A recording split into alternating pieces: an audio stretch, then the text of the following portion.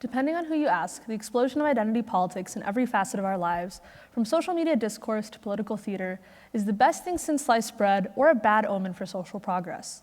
I'm not interested in binaries, and speaking to you today as a poet, they become even less interesting than the implications of identity taking over our world. Our own identities, complex iterations of privileges, limitations, and life experiences shape our realities. And now, more than ever, identity seeps into the media we consume, shaping those realities too. Turn on the TV today, and you're more likely to see someone that looks like me on the screen. You're even more likely to see someone that's an approximation of a Muslim woman that has more in common with me than the stereotypes we took for granted 5 or 10 years ago. Take, for example, Dr. Dalia Qadri from recent seasons of everyone's favorite hospital drama, Grey's Anatomy. She generated a lot of controversy when she used her hijab to staunch a patient's wound during an emergency in an episode. But my interpretation of that passionate Muslim physician's decision looks different from that of somebody who's Muslim but doesn't wear hijab, and even more different from that of somebody who doesn't know what that head covering represents. The interpretation of a single scene and a single character changes radically when the viewpoint of our analytic triangle changes. I began with an example from a TV show because that's a very accessible medium to analyze, but I'm here to challenge you and start a conversation about identity's role in modern poetry. But don't let me lose you here. I know poetry is an incredibly charged subject. When I teach my students an introductory module on poetry, I met with kids who read Walt Whitman in high school and never looked back, but in 2 very different ways. You have your full-fledged slam poetry veterans, or the people who start sweating at the mere mention of iambic pentameter. Sorry, looks like even I can't avoid binaries. But regardless of the group that you fall into, I think because poetry is so polarized, misrepresented, and misunderstood, it's an excellent medium for examining identity. There are critics and lay people alike that will tell you that true poetry is a dying medium and that anybody with a working enter key on their keyboard is a poet. But identity shapes this myth too. Our world is increasingly categorized, and we all have our own ideas of identity, usually in the form of boxes on an administrative form or an endless list on a diversity statement. But let's zoom out a little. For the purpose of our discussion, I want us to consider identity as something the individual feels interested in or attached to the point of being identified with that category. So my identity doesn't have to be limited to American or immigrant. It can be student and poet, and let's suspend disbelief here for a second, Chiefs fan. All of these things shape my identity, and they shape how I move in the world and how the world moves back onto me. They also point us to a really common truism.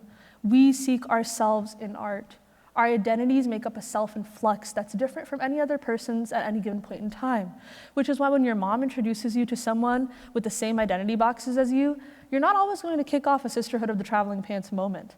Some facet of their identity could be in conflict with yours. Think of 2 cis heterosexual white men with similar backgrounds and similar lives butting heads over the Yankees versus the Mets. In the same way that these gentlemen seek out different forms of entertainment in the world of sports, you too can seek out different forms of entertainment from your friends when it comes to film or TV or books. But let's switch to the point of view of a creator instead of a consumer for a second. If you're seeking out different things based on your identities likely shape the things that you create too.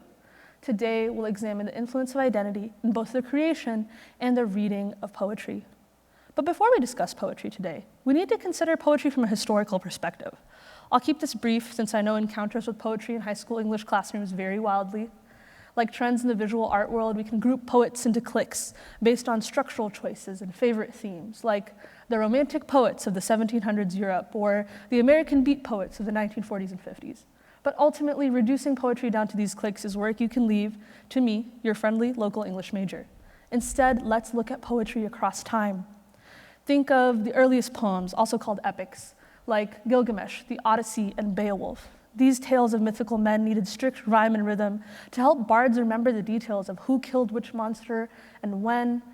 And that structural tradition morphs over time, and a new form gains traction, the sonnet. Narratives are now condensed to fit within 14 lines, and your rhyme scheme depends on who you're trying to emulate. Shakespeare, Petrarch, who cares? The real fun, I argue, comes when we start to push against the rules. Meter and rhyme are pushed to the back burner, and traditionalists start bemoaning the death of poetry. But it becomes most difficult here to find a central theme linking these poets together. Is it just being too meta for rules at all? Before we answer this question, let's take a look at some poets on the cusp of change that play with the rules but don't quite express their identity overtly, often due to historical constraints. Here are 2 examples from the work of Walt Whitman and Emily Dickinson. These are some really complex poems, and the meaning is really unintelligible without an understanding of Walt Whitman and Emily Dickinson's queer identities. These poets could not describe their queer experiences in the 1800s openly, but rereading the poems with this lens really reveals a homoerotic meaning in the highlighted sections of both works. And if you're still scratching your head, don't worry, things will get a lot clearer when we move into identity more overtly. As I'm hinting at through this example, the answer to our question is that identity is the unifying theme of postmodern poetry. It's also the perfect catalyst, lending today's poetry the momentum it needs to expand, amplifying the voices of writers that would be barred from traditional mediums of publication. And I use the word catalyst here because it really captures the environmental conditions that allowed the death of traditional poetry and thus the genesis of postmodern poetry. But the democratization of poetry really plays an essential role here. Our great poets are no longer rich, well-connected white men, and the people symbiotically attached to them, like Lord Byron and Shakespeare. But the internet deserves a nod too, for its contribution to the poetic environment that makes identity so influential. The digital landscape makes it that much easier to post a poem, go viral, grow your own base of readers, and remain anonymous the whole time if you want. There's an inherent intimacy that print media lacks. Sometimes it feels like it's just you and the poet looking into each other's souls. But let's hold that thought while I loop identity back into the equation. After all, the perfect environment isn't going to speed anything up unless we have our enzyme there to do the catalytic work. Let's examine that identity-based shift in poetry over time with another example. Believe it or not, we all know part of a poem by heart, and that's thanks to patriotism. The quintessential American poem I'm talking about is Francis Scott Key's Star-Spangled Banner. Comparing this to Amanda Gorman's 2021 inaugural poem, The Hill We Climb, is really startling and a great monument to changing times. Gorman's poem explicitly references her African-American identity and paints a more realistic picture of who America, the land of the free, precisely is for. For those of you who watched the inauguration live, you'll also remember that her performance of this piece is very different from Lady Gaga's rendition of the anthem. Gorman's cadence is all slam poetry, itself a genre that really centers identity. Somewhere along the way, identity became less a facet of poetic cliques like protest poetry or slam poetry, and more an intrinsic part of postmodern poetry.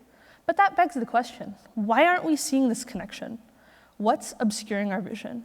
And the answer, I argue, is that we're teaching poetry the wrong way. So why does learning poetry suck so much? For me, it was this endless focus on literary devices, iambic meter, and insisting, often to a fault of comprehension, that the narrator is anyone but the poet. But when old ways of writing change, old ways of reading have to change too. Otherwise, you're left with a cadre of students trying to take the tools for understanding sonnets to Ginsberg's Howl. You try to find the stressed and unstressed syllables in the line, I saw the best minds of my generation destroyed by madness, starving, hysterical, naked, and tell me if you come out of it less confused. Ginsberg, like other poets, needs context. Directly inspired by Whitman in its form, we can only understand Howl if we understand the conditions that inspired Ginsberg to howl. A society that's failed him, the destructive forces of substance abuse, a struggle against mental illness, that publicized legal battle over censorship due to the obscene language in his poetry. Here, the marijuana is not a metaphor. But it's not as simple as the binary of art versus artist, poem versus poet. Identity sneaks its way in, turning this line into a triangle, and the third point is you, the reader. The old ways have their value when you're thinking textually. Go crazy with the synecdoche, the metaphors, the alliteration, the rhyme, when you're reading on the level of the poem. But to really understand, to really engage, you need to look at two other levels. Go deeper with your poetic analysis. Ask yourself, what does the poet's identity reveal about this poem? Collapse the line between the poet and the narrator. Then think about your own interpretation of the poem. It's the first question I ask my students. How does this poem make you feel? With no knowledge of the author, your own identities will shape your perception of the poem, and that's okay. Any poet in a critique circle will tell you that once the text is on the page and someone else's eyes are on it, it's subject to a totally different interpretation. And that's the essence of it all. Because identity is subjective, the meaning of poetry is also subjective. But that subjectivity isn't always a walk in the park. One major pitfall of identity politics is the oversimplification of identity that ensues. When I think of identity politics, those interconnected movements that center, celebrate, and demand spaces for marginalized identities, I think of the controversies that follow it too. As in any other medium, when you have an idea as complex as identity, things are bound to go wrong, and poetry is no stranger to this. One often contentious scenario occurs when poets try to represent their marginalized identity, and readers from the same background may find fault with that representation, and things get messy. To illustrate this, I'm going to lean on my psychology classes for a second and borrow some terminology. We, KU students, are an in-group. One of our many out-groups includes K-State students. But if we start splitting hairs, we can shrink our in-group and think of it as just KU's international student body. And now, KU's domestic students become an out-group, despite this really large similarity in institutional affiliation. So claims I start to make about the quote-unquote KU experience may not land with my international peers, and that leads to dissonance that can be annoying at best and harmful at worst. But let's contextualize this in poetry, and take for a case study Rupi Kaur, author of The Sun and Her Flowers, Milk and Honey, and other poetry collections. She started developing a following on Tumblr, where her poems and accompanying illustrations went viral. When people talk about, diaspora poets and Instagram poets, they're often talking about Kaur, whose work received parody status in 2017 with the publication of Milk and Vine by Adam Jaseski and Emily Beck. This is definitely an eerie imitation, as a good parody should be. But in taking a joke from a viral video and hitting enter on the dialogue a few times, the parodists are digging at both Kaur and Instagram poets at large, among them Naira Waheed. So a former student once asked me really derisively why poets don't just cut out the line breaks in their poetry and turn it into one long sentence.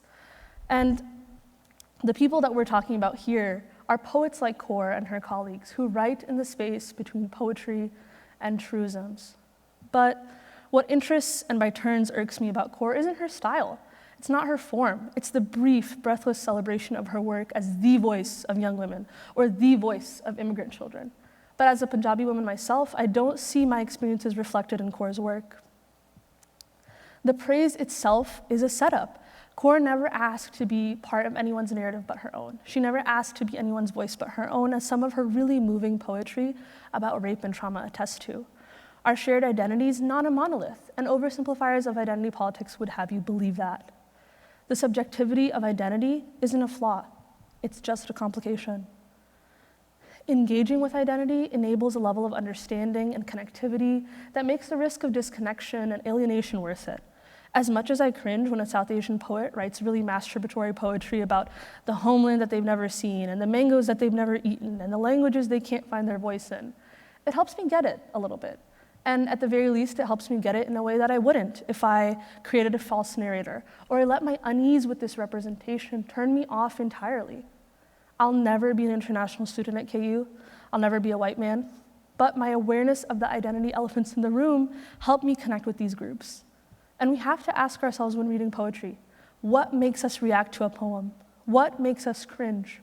What in our own identities responds to the poet?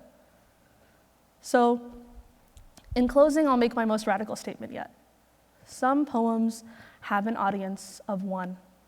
That experience of reading a poem, wrestling with the meaning, the three-way struggle between you, the poet, and the text, coming up with still more questions than answers, that's never going to go away. We're never going to fully step into the poet's shoes. We're never going to fully shed our biases or our favoritism, but it takes us one step closer when we recognize the influence of identity, ours and the poet's, on the end product. And that's because identity is the spark, the catalyst, and the heart of poetry today. So whether you go the rest of your life without reading a poem, or this talk moved you to actually pause and look at the poems in this month's edition of The New Yorker, identity and its penetration of our world aren't going anywhere. By now, you also know that the triangle we've been using throughout this talk can have the poem substituted for the medium at large. And I leave you with this tool as a gift from me to you. Avoid the urge to collapse these 3 points into one, and hide yourself and the creator behind the medium. Value each point. Remember what holds each facet together. What adds depth, what creates and alters meaning is identity. Thank you.